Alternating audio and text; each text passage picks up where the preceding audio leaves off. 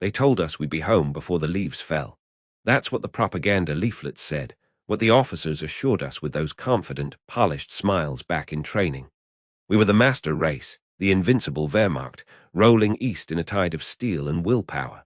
I believed it. We all did. We were kids, most of us, still smelling of our mothers, cooking, our heads full of glory and duty. But that was before the train doors slid open somewhere in the endlessness of Russia, and we stepped out into a different world, a world that seemed to have been created specifically to punish us for our arrogance. I remember the hiss of the brakes, the groaning of the metal cars, and then the sheer, shocking wall of cold that hit me square in the chest, driving the air from my lungs. It wasn't like the crisp, clean cold of a Bavarian winter, the kind you could laugh about over a mug of hot Glühwein. This was something alive, something ancient and vicious. The landscape was a flat, featureless white, a void that stretched to a horizon you couldn't even see, the sky and ground merging into a single, brutal shade of grey. The wind didn't blow, it sliced, finding every gap in our greatcoats, our tunics, our trousers, cutting through the wool like it was cheap paper. Our uniforms, the pride of the German army, felt like a cruel joke. I saw the veterans then, the men who had been here since the summer offensive. They stood huddled together, not for warmth, because there was no warmth to be had, but just a shared, silent misery. Their eyes, I'll never forget their eyes. They weren't the sharp, focused eyes of soldiers. They were hollow, deep-set, like the eyes of old men staring out from a deathbed. They didn't offer us any warnings, any advice. Their silence was more terrifying than any scream. It was a silence that said, "You'll see, just wait." You'll see. We marched from the railhead, our boots crunching on snow that was packed hard as marble. The sound was the only rhythm in that dead world, a monotonous crunch, crunch, crunch that seemed to mark every step we took away from home. My fingers, even inside my leather gloves, went from aching to burning, and then to a strange, terrifying numbness. That was the first time I truly felt fear, a different kind of fear than when we'd been under shell fire back in Poland.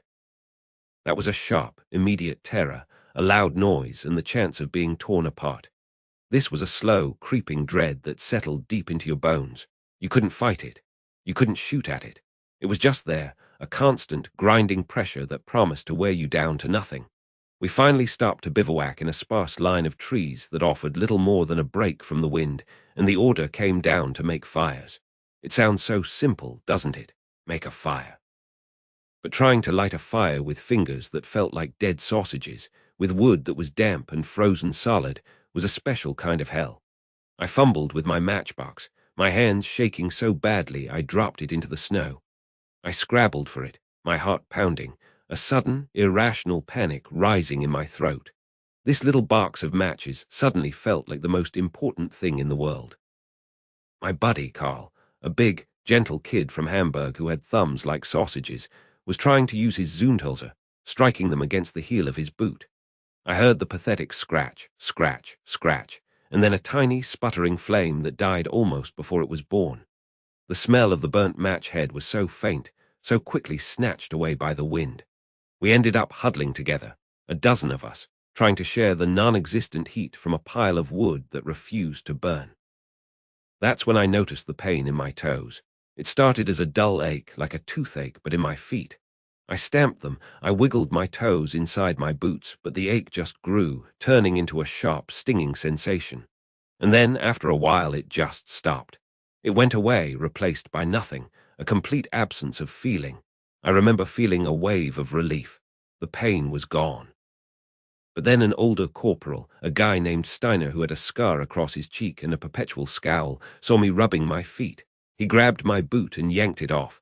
My sock was frozen stiff. "Frostbite, you idiot," he grunted, his voice a dry rasp. "Once you stop feeling it, that's when you're in real trouble. That's the flesh dying." He told me to rub snow on it, but not too hard, or I'd rub the skin right off. The sensation of the snow on my numb skin was bizarre. It didn't feel cold, it felt prickly like tiny needles. I looked around and saw another soldier, a kid named Werner, who had wrapped his scarf over his mouth to breathe.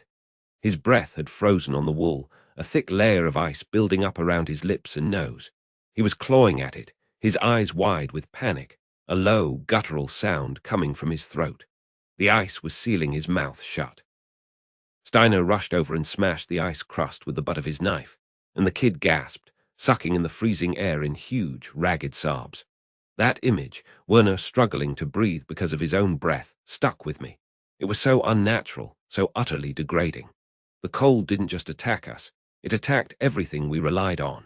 Our machinery, the very symbol of our blitzkrieg, became a mortuary of steel and iron. I remember the morning we got word of a partisan probe in the area. We scrambled to our positions, my heart hammering against my ribs. I threw myself down behind a fallen log, my breath pluming in the air, and tried to chamber a round in my Karabiner 98K. I pulled the bolt. It moved maybe a centimeter and then stopped dead. It was frozen shut. I panicked, yanking at it with all my strength, my bare fingers instantly sticking to the freezing metal, tearing away skin. The sound it made wasn't the solid, metallic clack I was used to. It was a faint, gritty click that meant absolutely nothing. It was the sound of betrayal. All up and down the line, I heard similar curses and frantic noises. Machine guns were jammed solid. The mortar's base plates were sunk into the frozen ground like they were set in concrete. The engines of our trucks and half-tracks wouldn't turn over. The oil was thick as tar, the batteries deader than the landscape around us.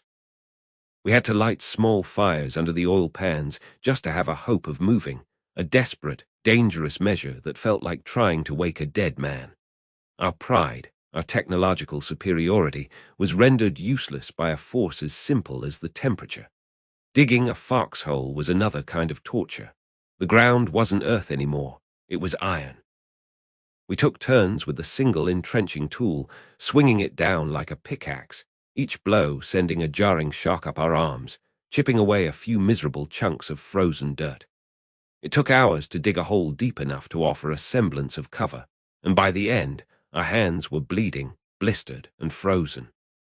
You'd sit in that hole, shivering uncontrollably, your teeth chattering so hard you thought they'd shatter, and you'd know that this pathetic scrape in the iron-hard earth was the only thing separating you from the wind that wanted to steal the last of your warmth. You'd look at your rifle, this finely machined piece of German engineering, now just a frozen, useless piece of metal, and you felt a profound sense of vulnerability. We were stripped down to nothing.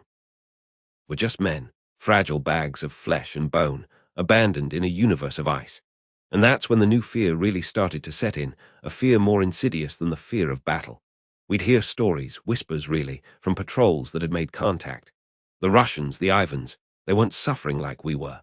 They had these felt boots, these Valenki, that looked ridiculous to us but kept their feet warm and dry.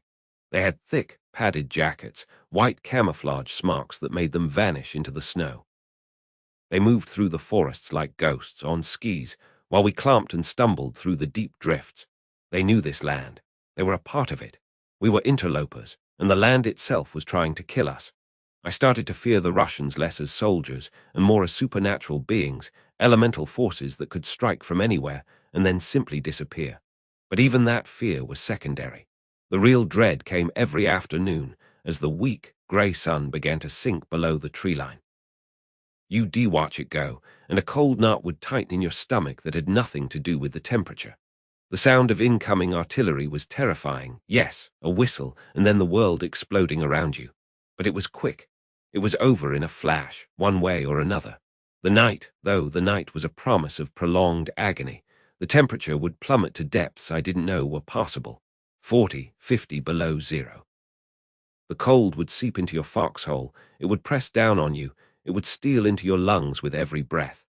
You de-huddle with another guy, back to back, trying to share a single frozen blanket, your bodies shaking in an uncontrollable Chinese letter, Chinese letter, Chinese letter rhythm.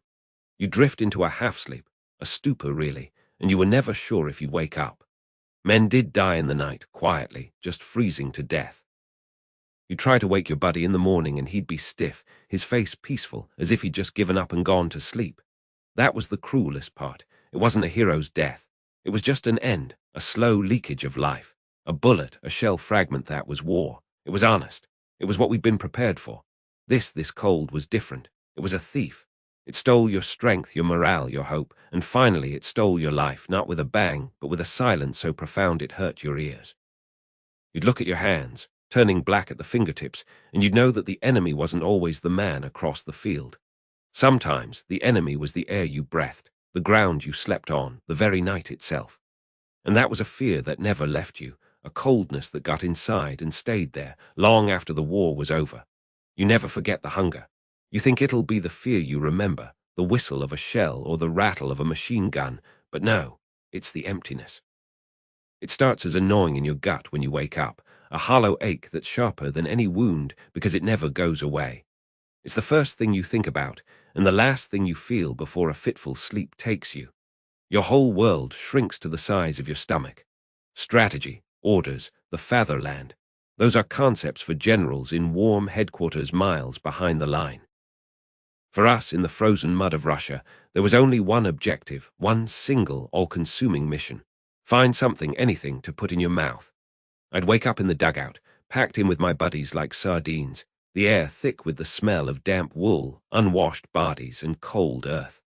The cold was a living thing, seeping through your greatcoat, biting at your fingers and toes. But the hunger was worse. It was a pain, a real physical pain that sat right below your ribs, a constant, grinding reminder that you were empty. You'd open your eyes, and your first thought wasn't about Ivan in the trenches a few hundred meters away. It was about the small, hard loaf of bread we had to make last for the next 3 days. The day's true battle began right there, huddled around a flickering candle, as the senior man, old Sergeant Weber, his hands shaking from more than just the cold, would divide the loaf with a surgeon's precision. We'd all watch, our eyes measuring each slice, each crumb, with an intensity that would have been comical if it weren't so pathetic. A millimeter's difference in thickness could feel like a victory or a betrayal. That piece of stale, dark bread, gritty with bits of rye and sometimes, God help us, sawdust, was the most valuable thing in the world. You'd nibble at it, making it last, savoring the act of chewing more than the taste, feeling the saliva flood your mouth, a cruel trick your body played because it knew there was so little coming. And if we got lucky, if the field kitchen somehow managed to get through the shelling, and the mud, a bowl of thin, grey soup could lift our spirits more than a medal from the high command. It was usually just hot water with a few chunks of turnip or potato, maybe a whisper of meat if a horse hadn't been lucky. But when you cupped the warm metal bowl in your hands, feeling the heat seep into your frozen fingers, and took that first sip for a few minutes, you were a human being again. The shivering would stop. The ache would dull.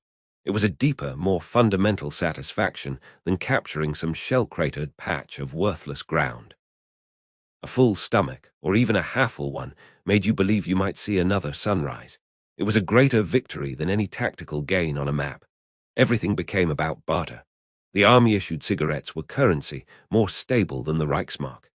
A single cigarette could buy you an extra spoonful of jam, a piece of sausage from a buddy's precious package from home, or the promise of first watch, the one where you might actually get some sleep. I once traded my last cigarette for a single chocolate bar from a soldier from Hamburg. We didn't speak. He just nodded, his eyes sunken in his skull, and we made the exchange like two criminals in an alley. I didn't even eat it all at once. I broke off one tiny square a day, letting it melt on my tongue, closing my eyes and pretending I was in a cafe back home, the war 1,000,000 miles away. Something as simple as a bar of soap, which most of us had given up on using for its intended purpose, could be worth a fortune. You could trade it for a pair of Leschel-ridden socks, or for someone to carry your pack for an hour on a march.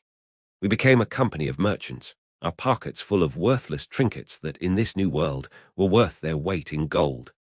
But then the rations would run low, and the trading would stop, and the real desperation set in. There was a shame in it, a deep, gut-wrenching shame that stays with you even now. We'd scavenge. Abandoned Russian farms were a bounty, but a dangerous one, often booby-trapped or under sniper observation. You'd rifle through empty cupboards, hoping for a jar of pickles, a sack of potatoes left behind in a cellar. I remember finding a root cellar once, half-collapsed, and digging through the frozen earth with my bare hands like an animal, not caring about the dirt under my nails or the splinters in my skin, just praying for a potato. And you'd find other things. I'm not proud of it. No one who was there is proud of it. You'd see a fallen comrade, or even one of theirs, and you'd see the bulge of a bread pouch on his belt. There was an unspoken rule, a horrible, necessary rule. The dead don't need it. The living. You'd take it quickly, avoiding the eyes, feeling like a grave robber, your hunger screaming louder than your conscience. Back with the unit, no one asked where you got it. They knew. They'd just look at you with a mixture of envy and understanding. The unspoken rules among us were stark. The weak got less. The guy who couldn't keep up on the march, the one whose dysentery was so bad he could barely stand, he'd be the last in line for soup, and his portion would be smaller. It wasn't always cruel. Sometimes it was just practical. He was less likely to survive, so the food went to those who could still hold a rifle. We didn't talk about it. We just did it. The extra crust of bread would go to the guy who'd shared his looted tobacco last week, or to the machine gunner who'd laid down suppressing fire so the rest of us could fall back. It was a brutal economy of survival, and it reshaped your morality, bent it into something you wouldn't recognize in the civilized world. The worst part was writing home. I'd sit with a stub of a pencil and a precious sheet of V-mail paper, my hands shaking, and I'd lie. I'd write to my mother and my little sister, Liesel, and I'd tell them about the plentiful food. I'd describe feasts that were pure fantasy, stories I'd concoct from memories of Christmas dinners before the war. "We had roast goose today, Mother, with real potatoes and gravy," I'd write, the words tasting like ash in my mouth as I swallowed a mouthful of stale black bread. "The army takes good care of us." I couldn't tell them the truth. I couldn't describe the hollow feeling, the way my uniform hung off my frame, the way we fought over a spoonful of watery soup. What would that have done? Given them nightmares, made them feel helpless, so I lied. I painted a picture of a comfortable, well-fed soldier, a picture I knew was a grotesque parody of my reality. And then the real torture would come. I'd let my mind wander, and I'd remember. I'd remember the smell of my mother's potato pancakes frying in the kitchen, the sound of them sizzling in the pan, the way the whole house would fill with that warm, savory aroma. I could almost taste the apple strudel she used to make on Sundays, the flaky pastry, the sweet tartness of the apples and raisins. It was a form of torture, but a sweet one, a pain I welcomed because for a few seconds I was back there, safe and warm and full. Then the memory would fade, and the cold and the hunger would rush back in, twice as sharp as before. The guilt was heavy, too. I'd sometimes slip in a request. "If you can spare it, perhaps some chocolate or a tin of meat in your next package." And as soon as I wrote it, I felt sick. I knew what it was like back home. The rationing was strict. They were scraping by, going without so they could send a few precious grams to me. I was asking them to share in my hunger, and the guilt of that would eat at me more than the hunger itself. This life, this daily battle against the emptiness, did something to a man. It wasn't a quick death, not like a bullet. It was a slow erosion of the spirit. You'd watch the strong ones, the big farm boys from Bavaria who could lift a crate of ammunition by themselves, slowly turn into gaunt shadows. Their cheekbones became sharp blades under their skin, their eyes retreated into deep, dark sockets. They'd move slower, their reactions would dull. A man who is hungry and tired is a danger to everyone around him. He's careless. He might not hear the whistle of a mortar because his head is swimming from lack of food. He might fumble reloading his rifle because his fingers are numb and weak. I saw a man, a good soldier named Klaus, just walk right into a tripwire one morning. He wasn't stupid. He was just empty. His mind was elsewhere, probably on a memory of a meal, and he didn't see the thin wire glinting in the weak morning sun. He was gone just like that. The hunger killed him as sure as the mind did. You'd see the light go out in men's eyes. The will to fight, the belief in the cause, the basic human drive to live it all just drained away, siphoned out by the constant, grinding emptiness. They'd become automatons, shuffling through the motions, too tired to be afraid, too hungry to care. The jokes stopped. The songs we used to sing on the march fell silent. All that was left was the wind, the cold, and the quiet, desperate sound of a stomach growling. I remember looking through my field glasses across Naaman's land once, seeing a group of Russian soldiers. They were moving with a purpose, their movements sharp. One of them was eating a chunk of black bread, almost identical to our own, but he was eating it with a kind of vigor we'd forgotten. And it hit me then, a cold clarity sharper than the winter air. A well-fed enemy is an enemy who has already won half the battle.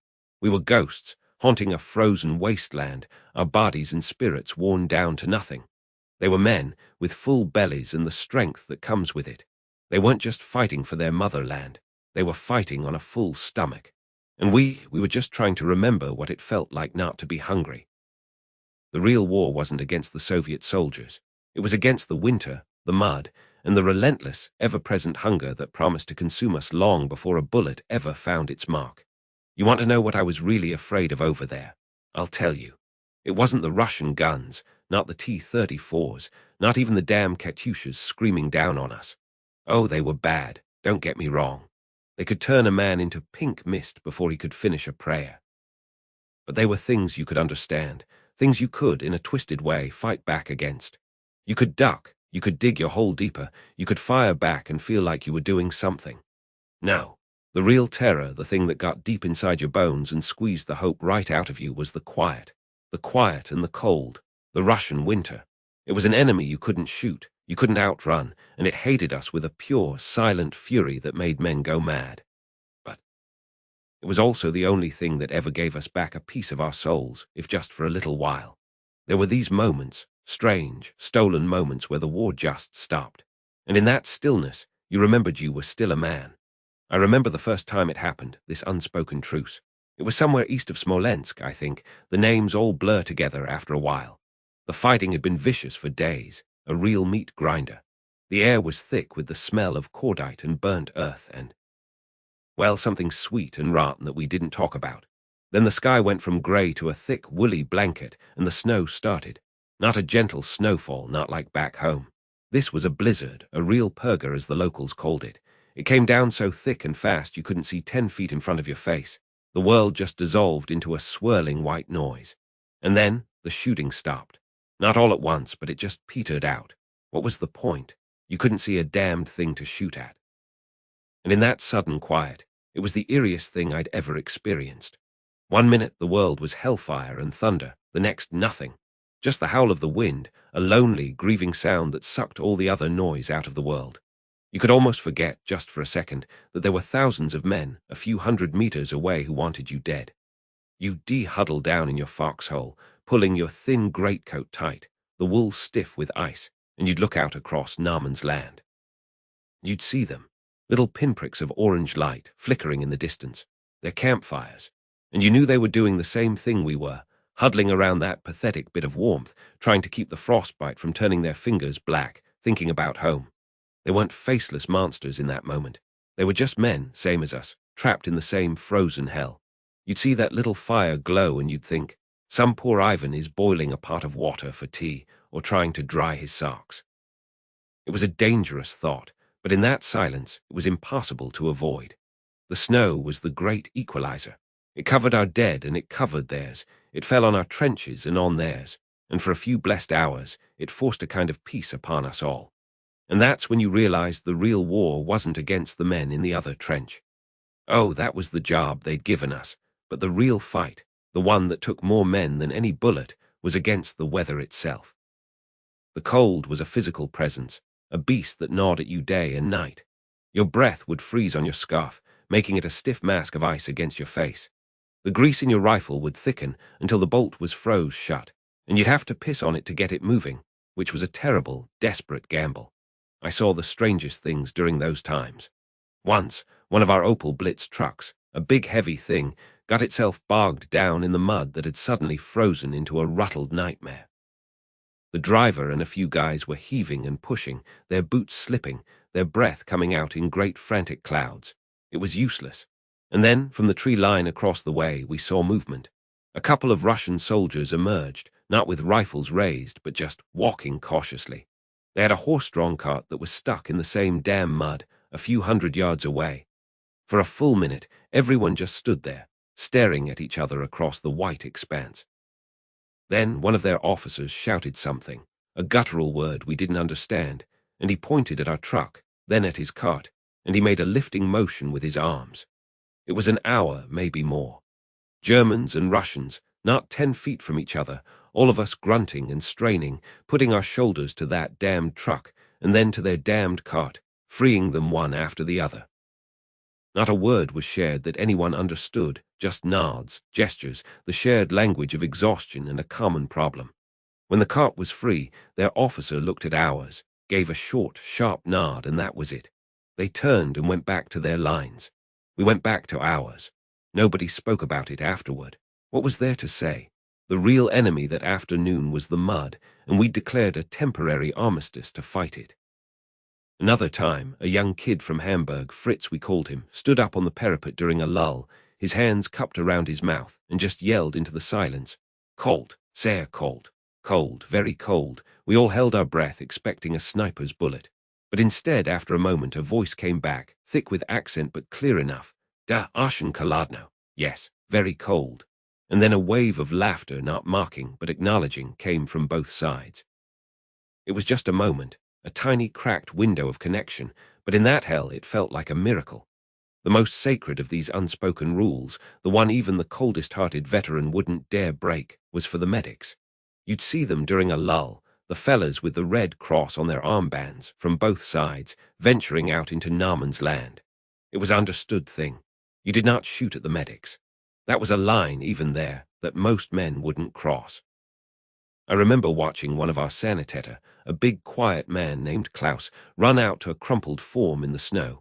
He was dragging the soldier back, his own breath ragged, when a Russian medic appeared from the other side, doing the same for one of his own.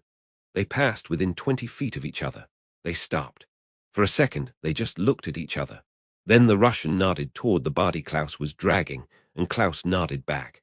And then they both went about their grim work. But the one that haunts me, the one I still see when I close my eyes, was when one of our boys, young Hans, barely 18, got caught in a wire during a failed patrol. He was hanging there, screaming, a sitting duck in the grey dawn.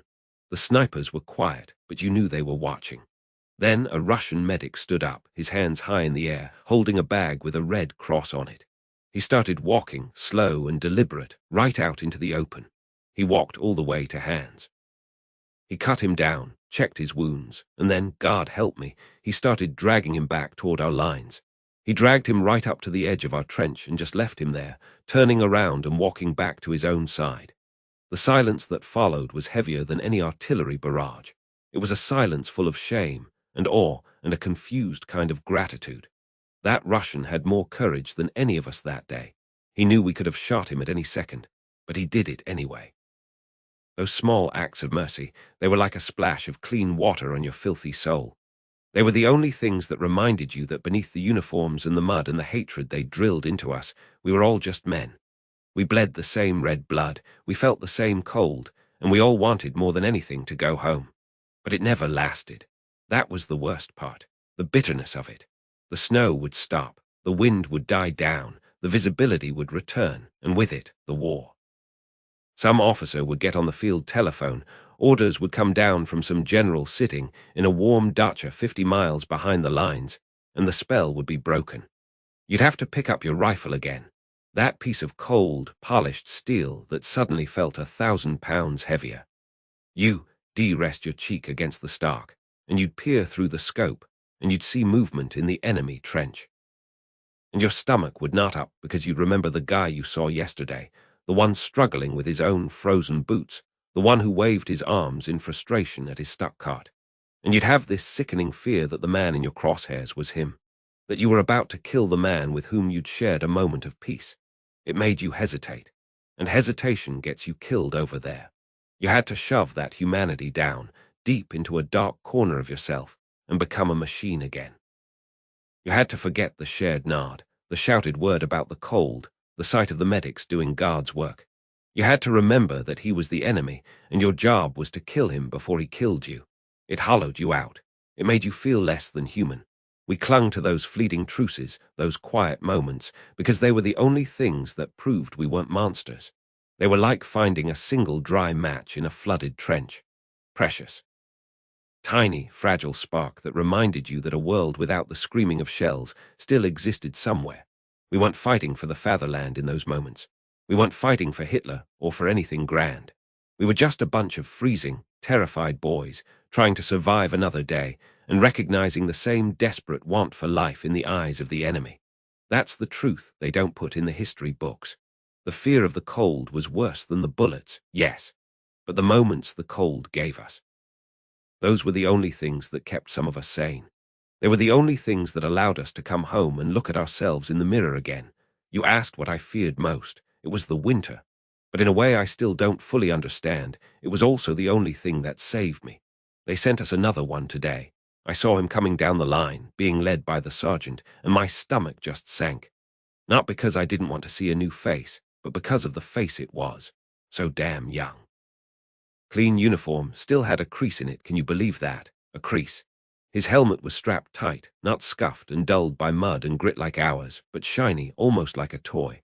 And his eyes, they had that look. Not fear, not yet. It was more like a fierce, stupid confidence. He thought he was coming to fight a war. I knew he'd just arrived in a meat grinder. He slid into the foxhole next to me, the one that belonged to Schmidt before the mortar got him, and he gave me a quick, nervous nod. "Private Miller," he said, his voice too loud.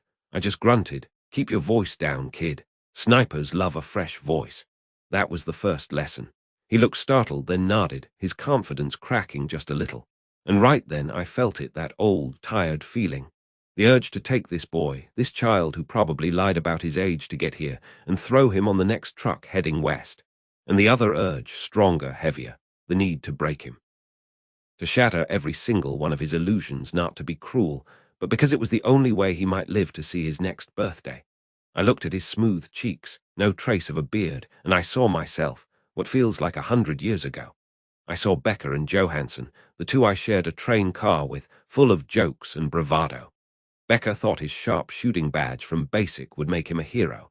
Johansson just wanted to see the world. They didn't last a week. They didn't know the things you only learn when death becomes your neighbor. So I scooted over in the mud, made a bit of room, and I started to talk.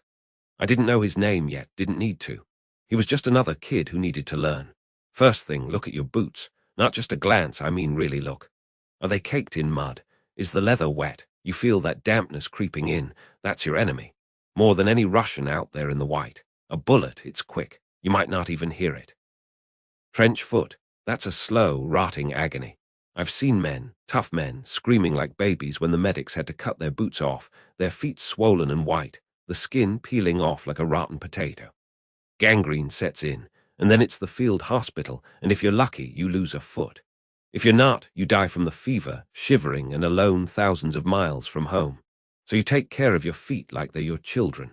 You dry your socks any way you can. You stuff newspaper in your boots at night if you can find any. You rub your feet raw, get the blood flowing, even when you're so tired you just want to collapse. Because dry feet are feet that can run, and if you can't run, you're dead. And your rations. You got your bread, your bit of sausage if you're lucky, maybe some ersatz jam that tastes like sweetened mud. You look at that sausage, the best part. Your first instinct is to save it right. For a special moment, for when you're really hungry. No. You're always really hungry. You eat the best part first. You savor every damn bite. Because a shell could land in this hole in 5 minutes and that sausage will be gone, and you'll have died with the best part of your meal still in your pocket. I learned that from an old sergeant at Kharkov. He ate his chocolate bar as we were advancing under artillery fire.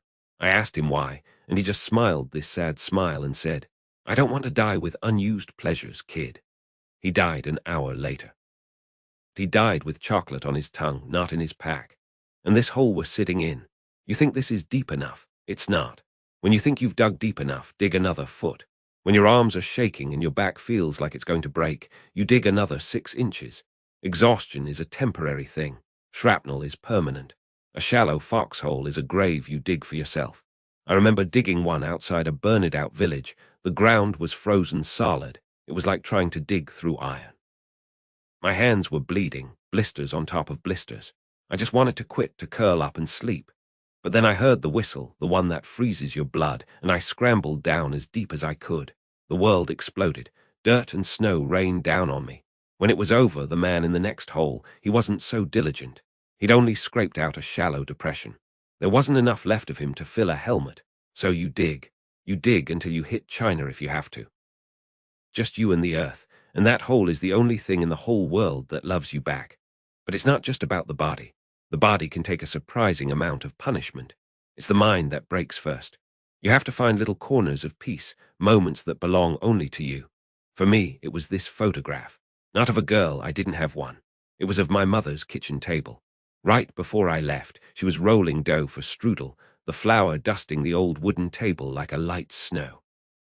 I can close my eyes and be there. I can smell the cinnamon and apples, feel the warmth from the oven, hear the quiet hum of her voice. I'd stare at that creased, fading photo until the cold and the fear would fade away for just a minute. Or I'd write letters. I wrote hundreds. To my mother, my brothers, to friends. I didn't always send them. Sometimes just the act of writing, of putting the words down, of pretending for a few minutes that I was just a normal boy writing home from a trip, that was enough. It was a way to pour the fear out onto the page so it wouldn't fill me up and drown me from the inside. And you learn not to talk about the future. You don't say, when this is over, I'm going to buy a farm. Or, after we win, we should meet up in Berlin. That's a curse. That's like painting a target on the back of the guy who says it. We had a kid, his name was Klaus, always talking about the little bakery his family had, how he was going to take it over, how he made the best pumpernickel in all of Bavaria. He described the smell of the ovens in the morning in such detail you could almost taste the bread. He got hit by a sniper 2 days later. Clean shot. Never knew what hit him. But we all felt it, like we'd killed him with our own hopes by listening. So we made a pact, unspoken but understood. We talk about home, yes, we have to. It's the anchor that keeps us from drifting away completely, but we talk about it in the past tense. Remember how the harvest festival smelled? Not, won't it be great at next year's festival? It's a small thing, but it's everything. And never, ever count the days. The replacements do that. I've been here 47 days, they'll say. That's a trap. Because day 48 might be your last, and then what was the point of counting? You just live from moment to moment, from meal to miserable meal, from one fitful sleep to the next. You don't look at the calendar. You just try to get through the next hour without getting killed. The darkest lesson, the one that took me the longest to learn, is that none of it really matters. The dry feet, the deep foxhole, the careful habits, they just improve the odds like a tiny percentage. The biggest factor, the one that decides who lives and who dies, is pure, dumb, blind luck. I've seen the bravest, smartest, most careful men get blown to pieces by a random mortar shell that fell 100 meters off target. I've seen fools and cowards survive battles without a scratch, shielded by nothing but incredible, infuriating luck. Skill keeps you alive in a firefight, maybe, but luck decides if you're even in that particular firefight or if a shell lands on your head while you're taking a piss behind the line. It's a sickening, hollow feeling when you realize that. It makes every moment feel fragile, like you're walking on glass. You can do everything right and still end up dead. That knowledge eats at you. But there is one rule, the only one that truly means anything when the luck runs out. You watch out for the man next to you. Not for the fatherland, not for the Führer, not for some grand strategy on a map in a warm headquarters far away. You do it for Hans, for France, for the guy who shares his last cigarette with you, who pulls you back into the trench when you stumble, who sits with you in the freezing dark and doesn't need to say a word. He is the only reason you're still fighting, because if you don't watch his back, he can't watch yours. It's that simple, that primal. This whole rotten war, this vast, ugly machine, it shrinks down to the two men in a hole in the ground. The cause doesn't keep you warm at night. Your buddy does. The promise of glory doesn't fill your belly. Your buddy sharing his chunk of black bread does. We weren't soldiers of Germany out here. We were men trying to get each other home. I told him all of this, not in a big speech, but in bits and pieces over the course of that long, cold afternoon. The shelling started up again, the crump-crump-crump of the mortars getting closer. The air smelled of cordite and wet wool and fear. He was scared now, the confidence completely gone, replaced by a pale, widdied understanding. He wasn't looking at the horizon anymore, dreaming of charges and medals. He was looking at the mud between his boots, at the depth of our hole, at my ragged, dirty face. And then it came, the last thing I had to say. I put a hand on his shoulder, my own hands cracked and filthy, but it felt like the only solid thing I could offer. I looked him right in those young, terrified eyes, and I said, "Surviving, son, that's the victory. Don't you ever let anyone tell you different. Getting through today, and then the next, and maybe, just maybe, getting home. That's the only battle that matters." He nodded slowly, and I saw the last bit of the boy he was disappear, replaced by the grim face of a man who finally understood. The war hadn't even really started for him yet, and he already knew he'd lost something he could never get back. But he was still breathing, and for now, in this hell, that was everything. You want to know what we were really afraid of? It wasn't the T-34s, though God knows they were terrifying when they came rolling out of the fog. It wasn't the Katyushas, those screaming madwomen that turned the world to fire and mud. It wasn't even the Russian infantry, those tough, grim-faced men who seemed to be made of the very earth they fought for. No. What we truly feared, what haunted our dreams and clawed at our sanity, was the winter. It was an enemy you couldn't shoot back at, an enemy that was everywhere and nowhere, that got inside your bones and whispered that you were already dead. But you're not asking about the big picture, are you? You're asking about the small things, the little pieces of life we carried with us. Because in that endless, white hell, survival wasn't about the rifle in your hands. It was about the things you carried close to your skin, the tiny anchors that kept your soul from blowing away in the Siberian wind. Let me tell you about those. Our army, in its infinite wisdom, gave us a coat and boots meant for a brisk autumn in Bavaria, not for a Russia that God himself seems to have abandoned. The first true frost, the one that killed Hans Eichel from Hamburg, he just went to sleep and never woke up. We learned the truth. The wool was a cruel joke. It got wet from sweat or snow, and then it froze, turning into a suit of icy armor. So we became scavengers. We'd stuff our uniforms with newspaper if we could find it, but mostly it was straw. You'd see a soldier shuffling along, rustling like a scarecrow, smelling of barnyard and damp rot. You learned to be an expert in insulation, a connoisseur of dryness. And nothing was more precious than a dry pair of socks. You think I'm joking? I'd have traded my last cigarette, my last square of chocolate, for a clean, dry pair of socks. Your feet, they were your life. Trench foot was a death sentence. I saw men's toes turn black, the flesh dying while they were still breathing. So you carried a spare pair, wrapped in an all-cloth pouch, tucked deep inside your tunic, against your chest where your body heat could keep the dampness out. Changing your socks was a ritual, a sacred act. You'd find a moment, maybe in a dugout, back to the wall, and you'd peel off the wet, stinking rags, the skin underneath pale and wrinkled like a corpse. You'd rub your feet raw with a cloth, get the blood flowing, a painful, stinging agony that was better than the numb alternative. Then you put on the dry pair, and for a few blessed minutes it was like a taste of heaven. It was a feeling of being human again, a small victory against the filth. And water. In summer, water was everywhere, in mud puddles and streams. In winter, it was a treasure. Your canteen would freeze solid in an hour, a lump of ice that was useless. So we all carried a little tin can, a simple empty can from meat or rations. It was more vital than a sidearm. You'd scoop up clean snow, pack it into the can, and hold it over a tiny flame, a few sticks you managed to scavenge, watching the snow magically collapse into a few pathetic mouthfuls of metallic-tasting water. It took forever, and the smoke could give away your position, but it was life. That little can was a promise that you wouldn't die of thirst, but those were the practical things, the things for the body. Then there were the things for the soul, the things that weighed nothing but held the weight of the entire world. In my left breast pocket, right over my heart, I had a waterproof pouch made from a piece of a rain cape. Inside was a photograph of my Anna. It was a little faded, a little dojed, but her smile was still there. I must have looked at that picture a dozen times a day. Before a patrol, after a shelling, in the dead quiet of sentry duty under a million cold, uncaring stars. You didn't just see the picture, you fell into it. You could smell the perfume she wore, something light like Lily of the Valley. You could feel the warmth of her hand in yours on a summer evening back home, walking along the river. You could hear her laugh. In a world of screams and explosions, you clung to the memory of a laugh. It was a dangerous thing, too. It made the ache worse sometimes, a physical pain in your gut, but you needed that ache. It reminded you what you were fighting for, or rather, what you were trying to survive for. There was no ideology in that foxhole, no grand plan for the Reich. There was only home, and the letters. I had one from Anna, the last one I got before the snows cut us off.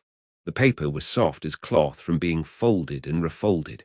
The creases were tearing, and I had to be so careful not to make it worse. I knew every word by heart.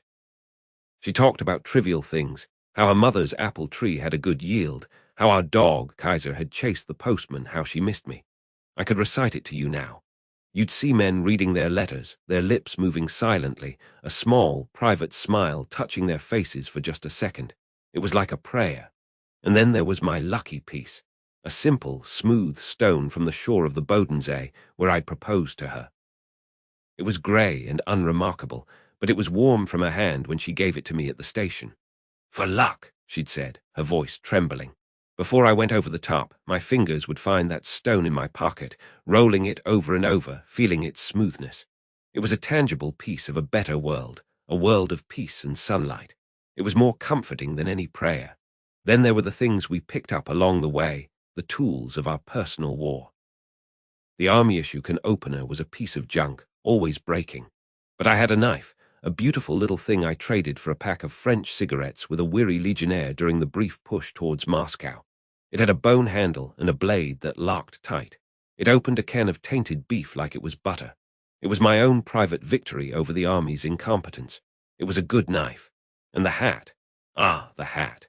This will sound like treason, but survival has a way of simplifying your loyalties. My issued field cap was a joke. My ears were constantly on the verge of freezing and snapping off. One day, after a skirmish in a burned-out village, I found a Russian soldier. He was past needing his hat. It was a proper Ushanka made of real fur with flaps that tied down over your ears. I took it. I won't lie, there was a moment of something, disgust, shame. But then the wind cut through me like a knife and the shame vanished. It was him or me. I wore that hat. Some of the political officers would have had a fit, but the fellows in my unit, they understood. Old man Schneider, a veteran from the First War, just nodded at me. "A warm head is a thinking head," he grumbled. It wasn't treason, it was common sense.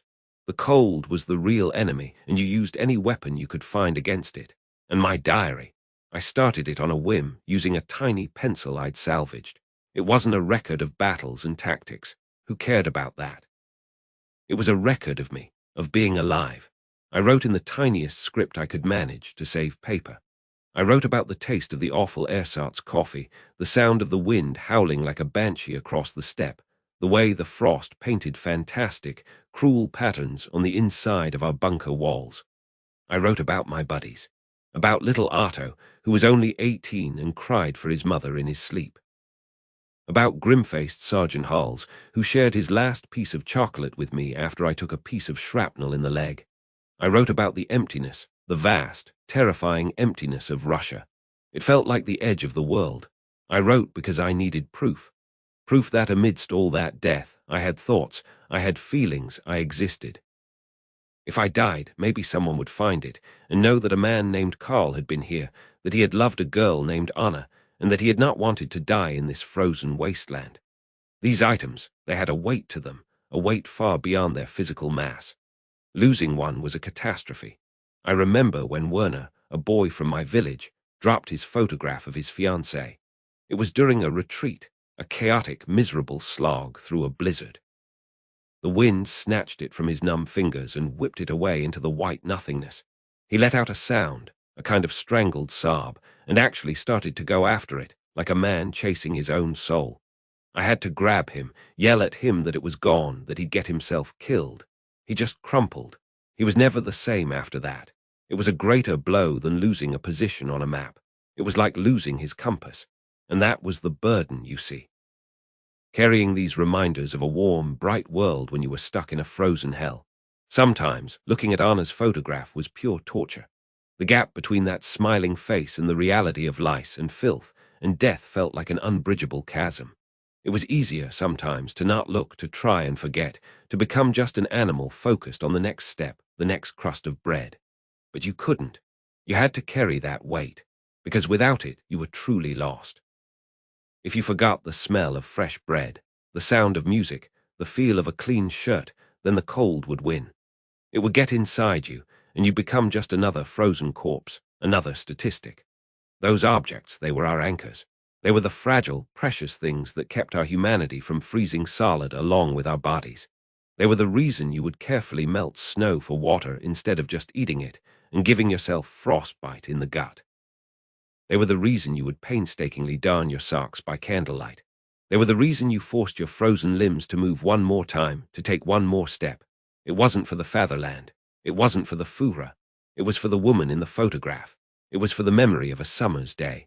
It was for the hope, the desperate, fragile hope, that you might one day get to touch that lucky stone and hand it back to her and say, "I'm home." That's what we carried. That's what we fought for.